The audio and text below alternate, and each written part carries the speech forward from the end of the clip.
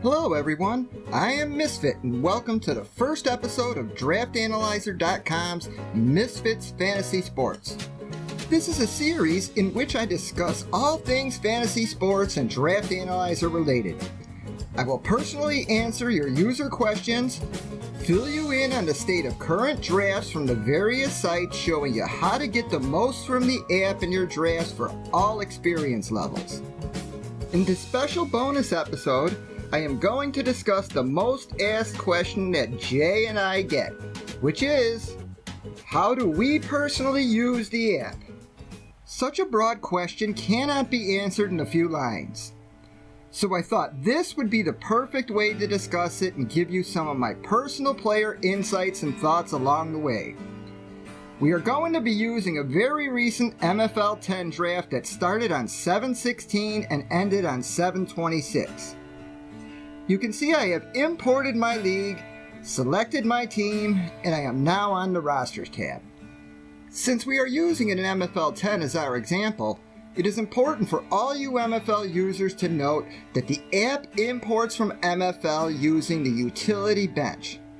This setting is fine, except the app will draft the highest scoring roster possible. However, you cannot always be sure it will fill your needs. If you play in a best ball league, such as an MFL 10, I highly recommend setting this at 0 and assigning the max levels to those positions you know you will need drafted. Now before I move on here, I want to stress that the less experienced users are now free to draft away, and I have every faith that the app will perform well for the users. However, I am answering the question, how I use the app for the more experienced users. Now MFL 10s are 20-round drafts with 3 WRs in the flex spot. I feel by the time you get down to WR number 4, the pickings get pretty darn slim. So knowing that I want the app to target that flex as an RB, I will simply add a starter to that category and zero out the flex option. This way the app will target the player that much higher and assure that I have 3 big bull RBs to play. After saving, I head to the draft room. The first thing I do is select MFL 10 as my ADP source and save. Then I click the top recommended tab. Here is where both my personal knowledge of MFL as well as my personal knowledge of the app will come into play. As you can see from MFL's leaderboard, I have already done many drafts there from every slot in the board. In my early drafts, I experimented with various combos and players until I found a solid roster makeup I like. Now I will target this from this point on in most of my drafts. Unless I can get luck in the 8th or Big Ben in the mid to late 9th, I am coming out 5-5 on my WRs and RBs. Selecting my draft plan, I uncheck both my QBs and tighties down to round 10. Even then, if one of my WRs or RB targets are still there in the 11th, I may pull the trigger. If not, my next 2 or 3 picks will be quarterbacks here. 14th and 15th, some mid-range TEs. 16th, top value or top defense. It'll be value for the rest of the draft. Do not forget to save. That's it. Those are the only settings I personally edit. Now that is not to say that I just do everything the app recommends. I tell the users every day this is where your personal knowledge of your leagues and the site comes into play. This is also a good time to explain a few things about the projections and the reasons we show 5 players versus 1. Every expert source, I don't care whether TV, radio, whatever, they're going to tell you that the projections they offer are what the numbers bear according to the best of their research. However, the odds of hitting every single player in perfect order is beyond astronomical. Using the top source projections such as those from 4for4 combined with the app greatly improves your odds, but this is where one's own intuition and gut comes into play.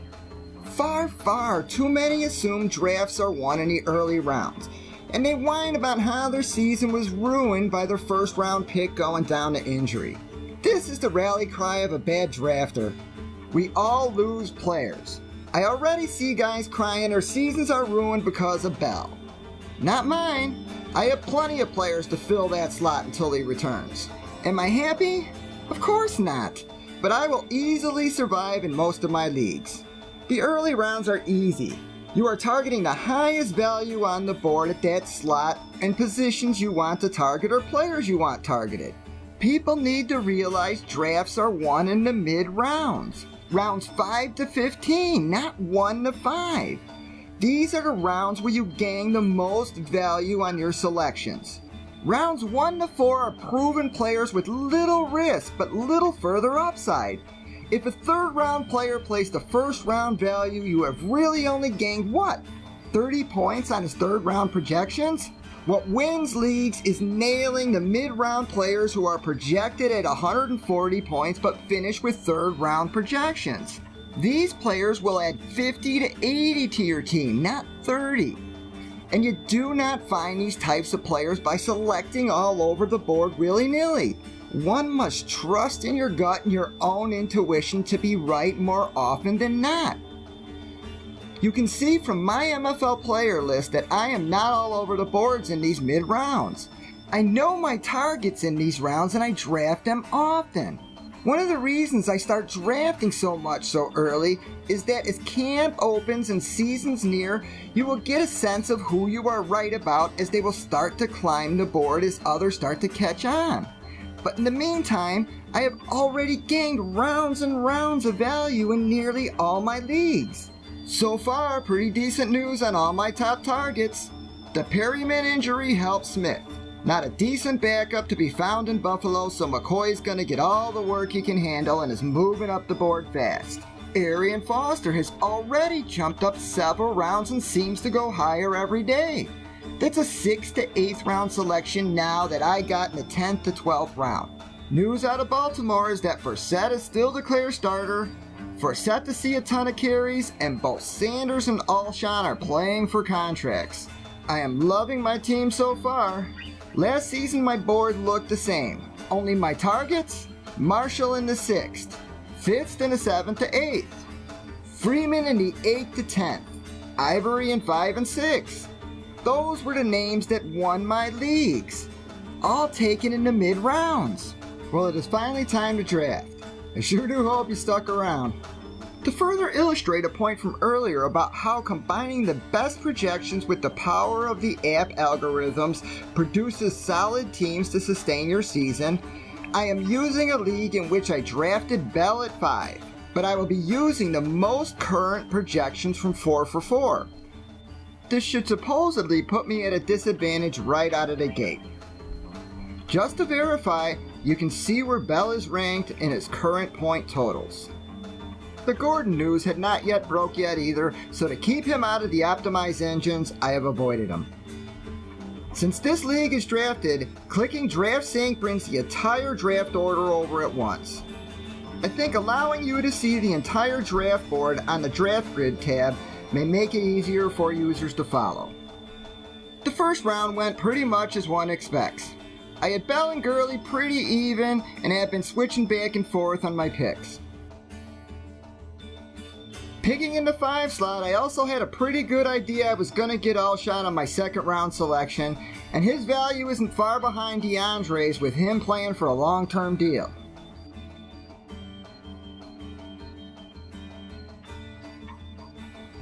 In the vast majority of my drafts, LaShawn McCoy is my main third round target, that is unless Dem Thomas or Brandon Marshall falls to me. I snatched up Dem hoping Forte would somehow come back my way. I love the value on Forte anywhere in the 4th and will hardly ever pass on him no matter who else is available in that round. When he was available, it was a no-brainer pick for me. Coming back around, I was so happy Sanders was there, I didn't even think about the pairing of him and Dem Thomas together.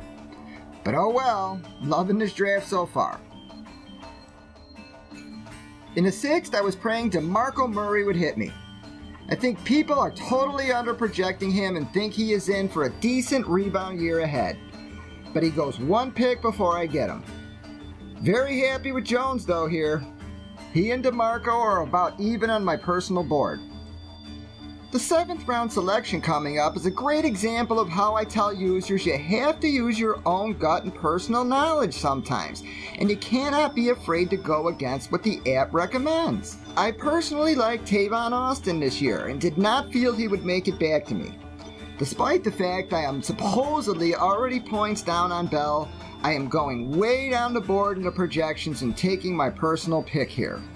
Again, it is not that I do not have faith in the projections, because I very much do.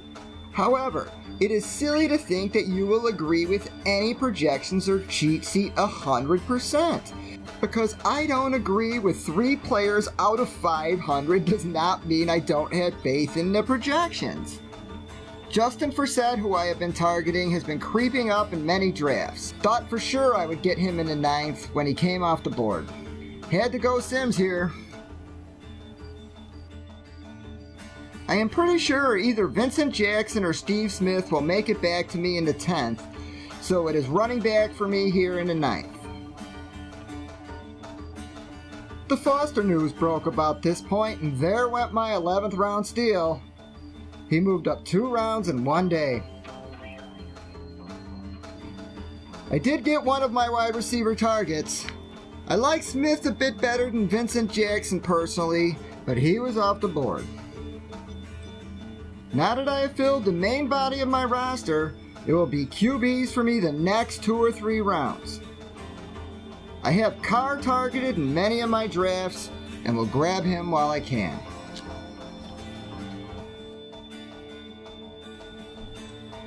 Stafford is another player I think is projected too low, and I pass on the rest to select him.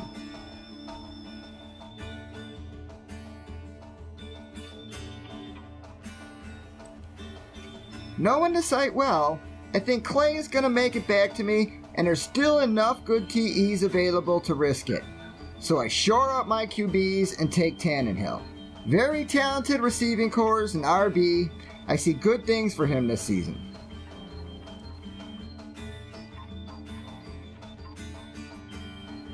Lo and behold, Clay makes it back to me.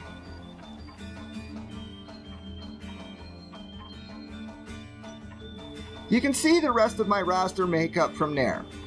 I shored up my tight ends, I grabbed a few top defenses, and even handcuffed Jones with Thompson. Here's a quick look at the final roster.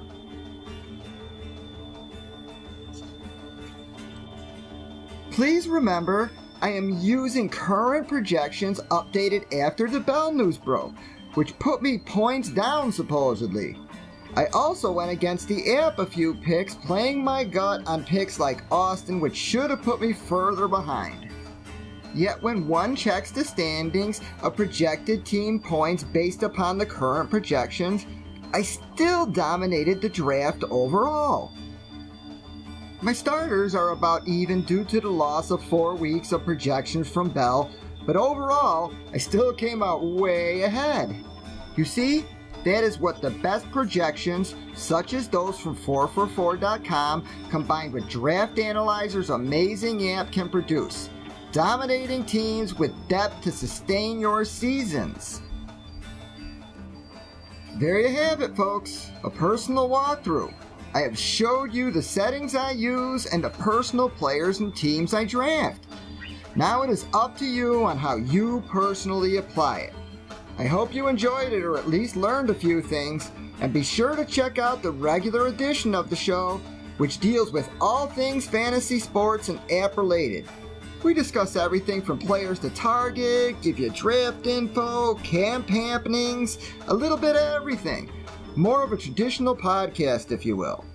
I am Misfit, and thanks again for joining us. If you have any further questions or issues, please contact support at draftanalyzer.com or leave a question or comment below. Also, be sure to let us know any other questions or info you wish us to discuss in any of the shows or podcasts, or simply just tell us you enjoy the show. Have a good one, guys.